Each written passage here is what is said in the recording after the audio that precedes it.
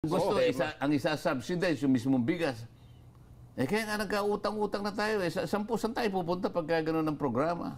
So, pagkatapos natin, banatan natin ang kuryente, Kuya Benny. Ayun, yan ang sinasabi kong palagi. Yun ang dalawang magka-partner yan. Kung nakapagka sa lalong madaling panahon nasolusyonan. Halimbawa, sinabi ko sa mga kasama ko, kain at kuryente na to, mga kaibigan, talagang matindi na yung dinaramdam ng ating nagdurugo na yung bansa natin. Opo. Tanggalin natin ng 12% VAT sa kuryente. Nako. Bagsak ang presyo. 12% agad papayag ba mababawas. yung Department of Finance yan? Baka energy. Bakit kailangan ba siyang pumayag?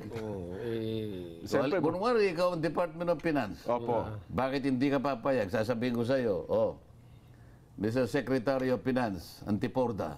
Opo. Originally, ano bang nakasulat sa EPIRA? Meron bang VAT? Wala, zero. Ibalik natin doon. Yun ang original eh. Yung Yun ang original batas na provision, wala, zero VAT eh. Ganun ba? Pinilit na lang, naging 6, tapos naging 12 eh.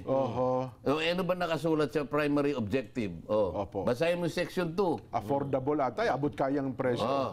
Ano ibig sabihin ng affordable? Mahal. Hindi po. Mura. Abot kayang. Alin ang susundan mo? Yung batas o yung iniisip mo? Ayun. Bakbakan tayo kung gusto mo. Hindi, pero ang sasabihin naman nila dyan ko, hindi, kapag binawasan natin dyan, marami ring pinaglalaan ng proyekto. Ang mababawas ko, mawawalan Hindi din ko ng... naman sinasabi na hindi ka gumawa ka ng ibang paraan. Pero okay. dito, wag kang dito kukuha. Huwag mong ipilit yan. Huwag mong ipilit, gumawa ka doon. Problema mo kung saan mo kukunin. Kasi nga naman, nasa sinasabi batas ko sa'yo, pala yun, ilalaban ko ito yung batas. Hindi, kasi basically, when it comes to sa industriya natin, kuryente talaga, napakamahal. Sino nga ang pupunta rito, Kuya Benny? Ikaw, negosyante ka rin.